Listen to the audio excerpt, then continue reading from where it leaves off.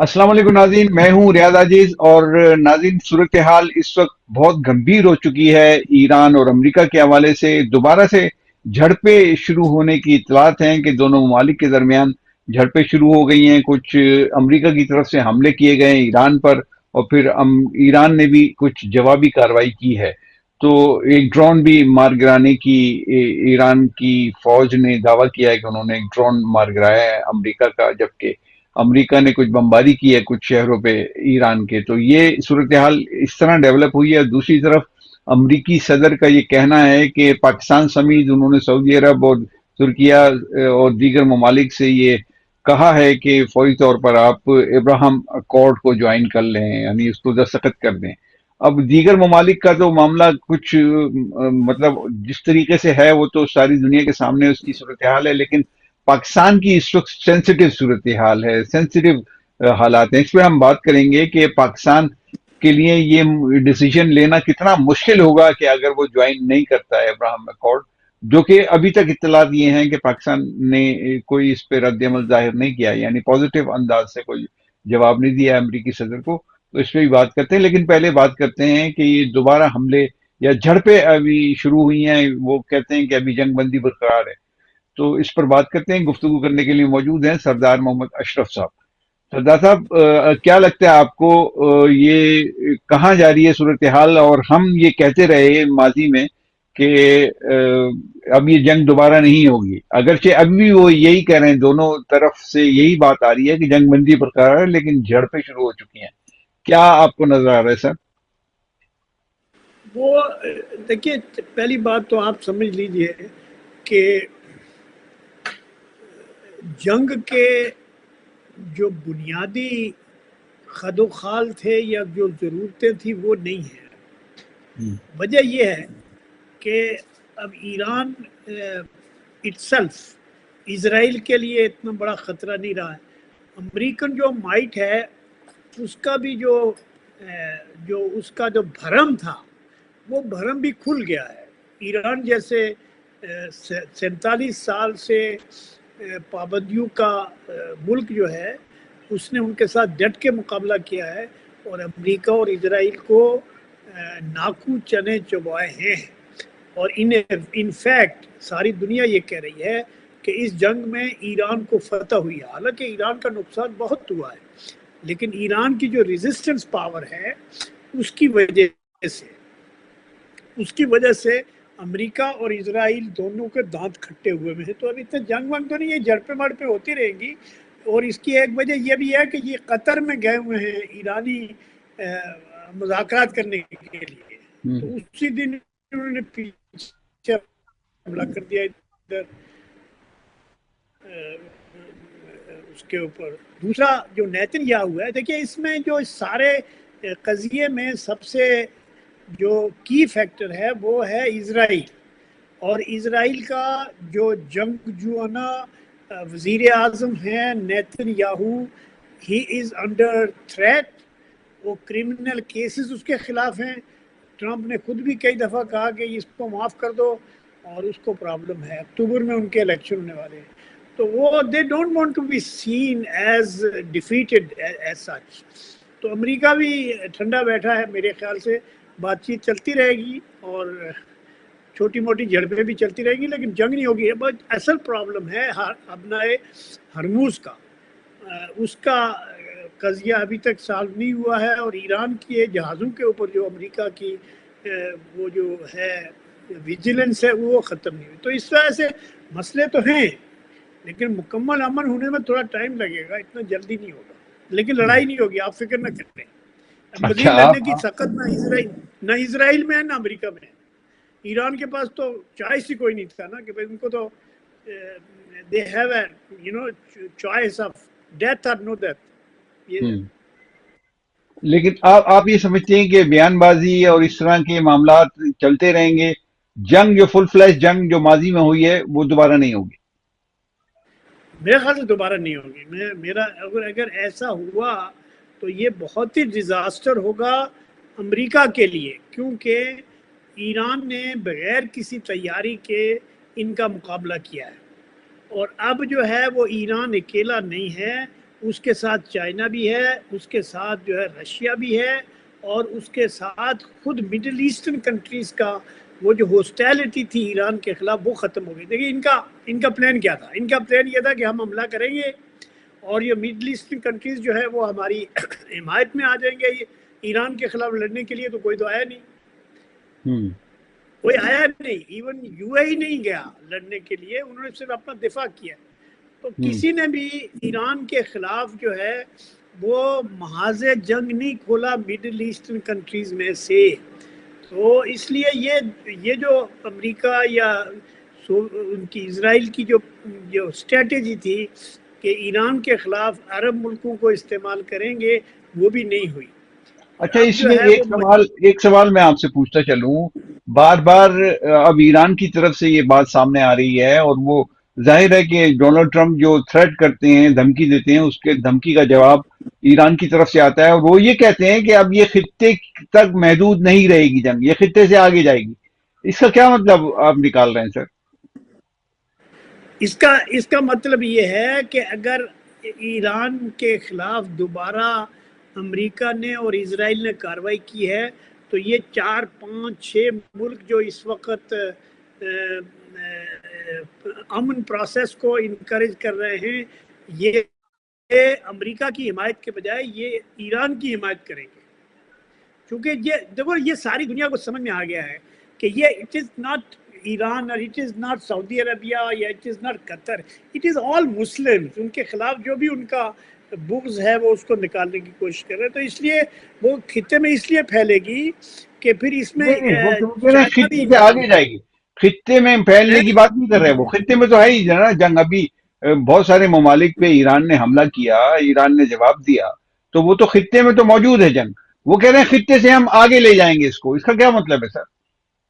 خطے سے آگے لے جانے کا مطلب یہ ہے کہ ہوتی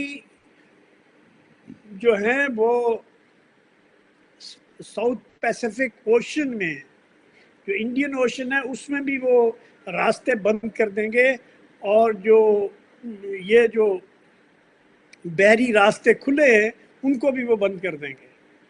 اس کا یہ مطلب ہے. تو اس کا ایفیکٹ ساری دنیا پہ ہوگا. ایسا نہیں ہے کہ ابھی یہ تو اپنا ہرموز جو بند ہوئی ہے اس سے تو چند ممالک جو ہے وہ ایسٹرن ممالک، خاص طور پر جاپان، چائنا، پاکستان یا دوسرے ممالک اس سے متاثر ہو رہے ہیں. لیکن یہ ہے کہ جو باقی جو ہوتیز کے قبضے میں ہے، جو ان کے سفیر آف انفلوئنس میں جو ایریاز ہیں، اگر انہوں نے بھی حملے شروع کر دیے ان کے اوپر، جہازوں کے اوپر، ٹینکرز کے اوپر، تو اور مسئلہ ہوگا. نہیں، تو اس اس کا لیے کیا یہ جو مطلب یہ نہیں ہے کہ ایران کے پاس کوئی ایسے بھی میزائل ہیں جو جو امریکہ تک جا سکتے ہیں یا یورپ تک جا سکتے ہیں، کوئی وہاں بھی نشانہ بنا سکتے ہیں امریکی انسٹالیشنز کو؟ دیکھیے ایران کا جو اصل ہدف ہے وہ اسرائیل ہے، ہم۔ اور اسرائیل کا جو اصل ہدف ہے وہ ایران ہے. اب یہ امریکہ تک جانے کی کوئی ضرورت ہی نہیں ہے. ایرانیوں نے یہ کہا تھا کہ امریکن بزنس انٹرسٹ کو ہم نقصان پہنچائیں گے. نہیں، ایک یو اے ای برطانیہ میں میں اور امریکی اڈا ہے نا. یہ جنگ جو ہوئی ہے اس دوران یہ بات سامنے آئی تھی، برطانیہ میں ایک امریکی اڈا جو ہے وہاں تک مارک کرنے کی بات ہو رہی تھی کہ ایران کے پاس یہ صلاحیت ہے کہ اس اڈے کو بھی نشانہ بنا سکتا ہے. تو کیا اس کا مطلب یہ نہیں ہے کہ وہ برطانیہ میں بھی جا کے یا برطانیہ میں موجود امریکی اڈوں کو نشانہ بنائے؟ تو پھر ظاہر ہے کہ خطے میں پھیلے گی نہ جنگ، اور خطے سے آگے جائے گی نہ، پھر برطانیہ بھی اس میں شامل ہو جائے گا. دیکھو ایران کے لیے اس وقت بڑی ہی فیوریبل پوزیشن رہی ہے گلوبلی. ہم۔ ٹریڈیشنلی ایران کے خلاف یورپ بھی رہا ہے، برٹن بھی رہا ہے، اور مڈل ایسٹرن کنٹریز بھی رہے ہیں، اور ساؤتھ ایشیا میں بھی سوائے انڈیا کے ایران کے ساتھ بہت زیادہ تعلق پاکستان کا بھی نہیں رہا ہے. کیونکہ ایران کی جو حکومتیں تھیں وہ جو ریلیجیسلی انسپائرڈ گروپ ہے جو رول کر رہا ہے وہ بڑا ہارڈ لائنر ہے.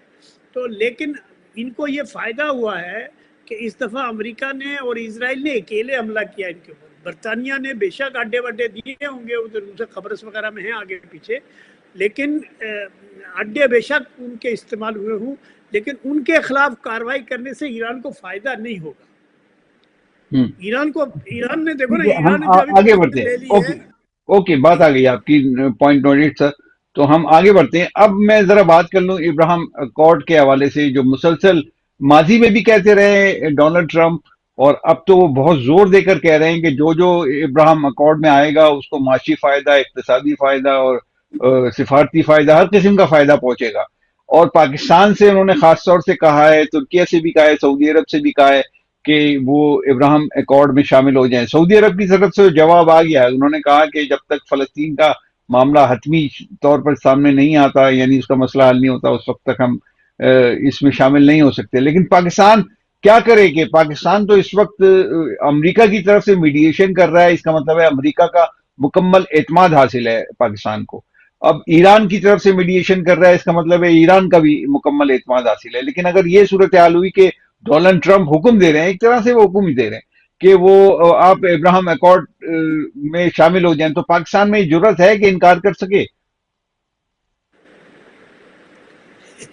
میرے خیال سے پاکستان کو کوئی اتنی امریکہ کے اوپر پاکستان کا کوئی دفاعی انحصار تو ہے نہیں، اور تھوڑا بہت اکنامک وہ ہے، لیکن اس کی وجہ سے پاکستان کو کاؤ ڈاؤن کر کے اس کو مجبور کر کے اسرائیل کو تسلیم نہیں کیا جا سکتا، اور ابراہم اکارڈ کے اوپر پاکستان سے سائن نہیں کرائے جا سکتے، کیونکہ پاکستان کا ٹریڈیشنلی یہ موقف رہا ہے کہ اسرائیلی ریاست پہلی بات ہے، اور جو بیت المقدس ہے اس پہ پاکستان کا یہ موقف رہا ہے کہ اس کو انٹرنیشنل سٹی رکھا جائے اور اس کو اسرائیل کا ہیڈ کوارٹر نہ بنایا جائے. تو اس لیے پاکستان کا اتنا جلدی ماننے کا امکان نہیں ہے. یہ الگ بات ہے کہ پاکستان کو اسرائیل اور انڈیا کی طرف سے اور یو اے ای کی طرف سے افغانستان کے ذریعے خطرات ہیں. دیکھیے ابھی جو بلوچستان میں جو حادثہ بڑا ہوا ہے، اس میں بہت بڑا حادثہ ہوا ہے. یہ 24-25 لوگ یا اس سے بھی زیادہ لوگ مرے ہیں، کتنے زخمی ہوئے ہیں، وہ پوری جگہ بہت ہوئی. تو ان کو یہ مسئلے مشکلات تو ہیں، لیکن سوال یہ پیدا ہوتا ہے کہ ایک ریاست کو مشکلات سے گھبرا کر، دیکھو ایران جیسا ملک، دیکھو ایک بات آپ سمجھ لو کہ ایران جیسا ملک جس نے 47 سال کی پابندیاں برداشت کی، اور اس کے بعد وہ امریکہ سے اور اسرائیل سے، جو دونوں اپنے آپ کو سپر پاور سمجھتے تھے، ان سے لڑا اور ہارا نہیں، سیرنڈر نہیں کیا. تو اتنی بڑی تباہی اور بربادی کے باوجود انہوں نے ایک ایک انچ کے اوپر بمبارمنٹ کیا ہے، اور ان کے ایک ایک اس کے اوپر کی ہے. تو اس میں پاکستان کو گھبرانے کی کوئی خاص ضرورت نہیں ہے، لیکن مجھے معلوم نہیں ہے سر، کہ میں پاکستان اس کی جو کانٹیکس میں بات کر رہا ہوں، میں اس کانٹیکس میں یہ سوال کر رہا ہوں کہ جس طرح فیلڈ مارشل عاصم منیر کے تعلقات اس وقت ڈونلڈ ٹرمپ سے ہیں، جس طرح وزیر اعظم کے تعلقات اور ان کی تعریف و توصیف وہ کرتے رہتے ہیں ڈونلڈ ٹرمپ، تو اس ایسی صورتحال میں اگر وہاں سے کوئی مطالبہ آتا ہے تو پاکستان کے لیے مشکل ہو جائے گا ان کو نہ کرنا. میں تو اس کانٹیکس میں بات کر رہا ہوں آپ سے. دیکھیے پہلی بات تو یہ ہے کہ یہ ٹرمپ وغیرہ یہ ہمیشہ سے پاکستان کے ملٹری ڈکٹیٹرز کو اسی طرح سے لبھاتے رہے ہیں. ایوب خان کے ساتھ انہوں نے کیا، آپ کو پتا ہے ایوب خان کو ریسیو کرنے کے لیے امریکن پریزیڈنٹ آیا تھا اور اس کا وائس پریزیڈنٹ آیا. تو پوائنٹ یہاں یہ ہے کہ پاکستان کو ان کی تعریفوں کے چکر میں نہیں پڑنا چاہیے، چونکہ امریکہ ہے تھوڑا اکنامک پرابلم ہے، آئی ایم ایف کا مسئلہ ہے، ورلڈ بینک کا مسئلہ ہے، پاکستان کی اقتصادی صورتحال زیادہ کمزور ہے. لیکن دوسری طرف اگر آپ نے اسرائیل کو اور خاص طور پر ابراہم اکارڈ کو تسلیم کیا، ابراہم اکارڈ کے تسلیم کرنے کا مطلب پتہ ہے کیا ہے؟ کہ بیت المقدس جو ہے وہ اسرائیل کا کیپٹل ہوگا، اس کا یہ مطلب ہے. تو اس لیے پاکستان کے لیے تو بہت مشکل ہوگا. جو بھی حکومت یہ فیصلہ کرے گی اس کو پاکستان کے عوام کا غیظ و غضب کا شکار ہونا پڑے گا. سر چاہے عوام نے جتنی کیا بھی سر، دیکھیں بہادری نا، ہو یا اگر جتنا بھی گورنمنٹل شہرت ہو. لیول پہ اگر اتنا، دیکھیے عاصم منیر کے بارے میں کہا جاتا ہے کہ وہ پاکستان کے اب تک کی تاریخ کے سب سے زیادہ طاقتور آرمی چیف، اور اب تو وہ اس سے بھی بڑھ کر چیف آف ڈیفنس فورسز ہیں، تو ان کا تو عہدہ اور بھی زیادہ طاقتور ہے. اب وہ تینوں افواج کو کنٹرول کر رہے ہیں. ماضی میں کبھی ایسا ہوا نہیں کہ کسی نے تینوں افواج کو بیک وقت کنٹرول کیا ہو. ایک بات. دوسری بات یہ کہ ان کے تعلقات کی نوعیت بہت قریبی ہے ڈونلڈ ٹرمپ سے. تو اب ایسی صورت میں اگر کوئی فیصلہ سرکاری سطح پر ہو جائے تو عوام کیا کریں گے بیچارے؟ وہ تو بس مطلب احتجاج ہی کر سکتے ہیں. وہ تو پہلے بھی احتجاج کر رہے ہیں، گورنمنٹ کے خلاف وہ احتجاج کر رہے ہیں، لیکن وہ احتجاج نہیں کیا. مطلب احتجاج کی اجازت نہیں دی جاتی پاکستان کے عوام کو. اس وقت بہت ساری پابندیاں ہیں پاکستان کے عوام پر، میڈیا پر پابندیاں ہیں. دیکھیں تو ایسی صورت دیکھیں میں یہ آپ بات آپ کیا کریں گے؟ یہ جو بات آپ کی ہے کہ فیلڈ مارشل جو ہیں وہ ان کے بارے میں بین الاقوامی طور پر اور انٹرنیشنلی ان کو سب سے زیادہ طاقتور پاکستانی لیڈر سمجھا جا رہا ہے. لیکن میں آپ کو یہ بات بتاؤں کہ پاکستان کی فوج اور پاکستان کی ایئر فورس اور پاکستان کی نیوی، یہ میں ود ان فورسز کی بات کر رہا ہوں کہ اسرائیل کو تسلیم کرنے کا جو فیصلہ ہے وہ اس کی ریزسٹنس آرمی کے اندر سے بھی آئے گی، ایئر فورس کے اندر سے آئے گی، نیوی کے اندر سے آئے گی. عوام میں تو ہے ہی، پولیٹیکل پارٹیز کو. جب تک آپ دیکھیں پاکستان ایک وفاق ہے، اور اس میں جب تک کوئی کنسنسس ہے. آپ کو یاد ہوگا کہ کئی سال پہلے جو ہے نواز شریف کے ٹائم پہ سعودی عرب نے کہا یمن میں فوج بھیجو ہماری حمایت میں، تو پاکستان کی اسمبلی نے کہا کہ بھئی ہم نہیں بھیجتے. پولیٹیکل پارٹیز نے سب نے مل کر کہا کہ دو مسلمان ملکوں کے درمیان لڑائی میں ہم پارٹی نہیں بنتے، ہم سعودی عرب کو ہر طرح کی مدد کریں گے، قبلہ اول کی قبلہ دوم کی جو ہے وہ حفاظت ہم کریں گے، مکے اور مدینے کی حفاظت کریں گے ہم، لیکن ہم یمن کے خلاف لڑنے کے لیے فوج نہیں بھیجیں گے. تو یہ ایک نیشنل کنسنسس ہے.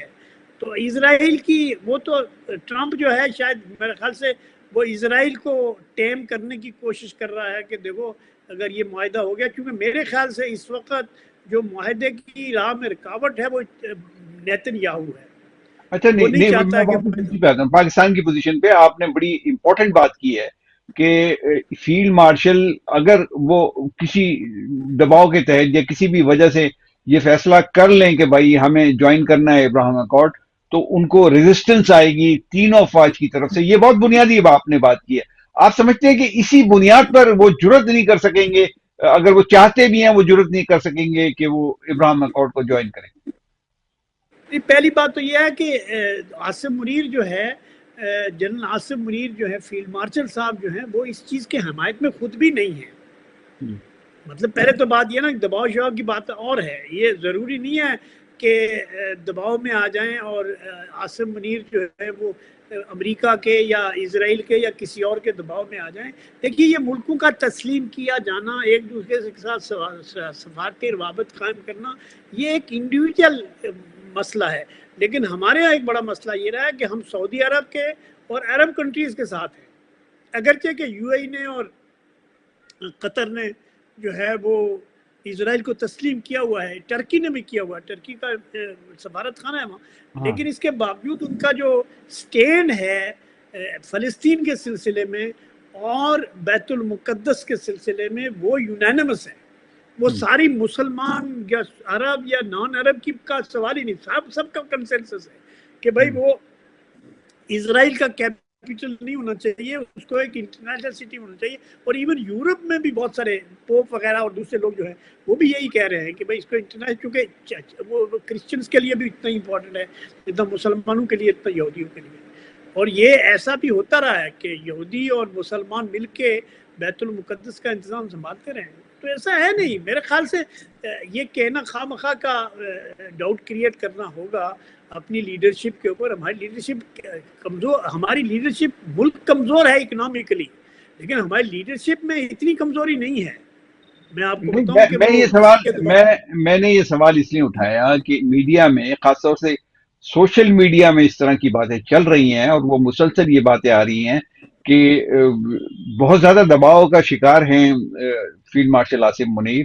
اور اگر وہ کسی دباؤ میں آ کے اس طرح کا فیصلہ کرتے ہیں تو پھر ظاہر ہے کہ وہ حکومتی فیصلہ ہوگا نا، پھر گورنمنٹ کو بھی وہ تسلیم کرنا پڑے گا. تو پھر تو یعنی پاکستان ایک طرف ہو گیا، اس نے تسلیم کر لیا، تو پھر بعد میں آپ اس کے اوپر مطلب لکیر پیٹتے رہیں، احتجاج کرتے رہیں، کیا فرق پڑے گا؟ میری بات سنیں. دیکھیں پنجاب جو ہے عاصم منیر صاحب بھی پنجاب کے ہیں اور شہباز شریف بھی پنجاب کے ہیں، اور اس وقت حکومت بھی پنجابیوں کی ہے.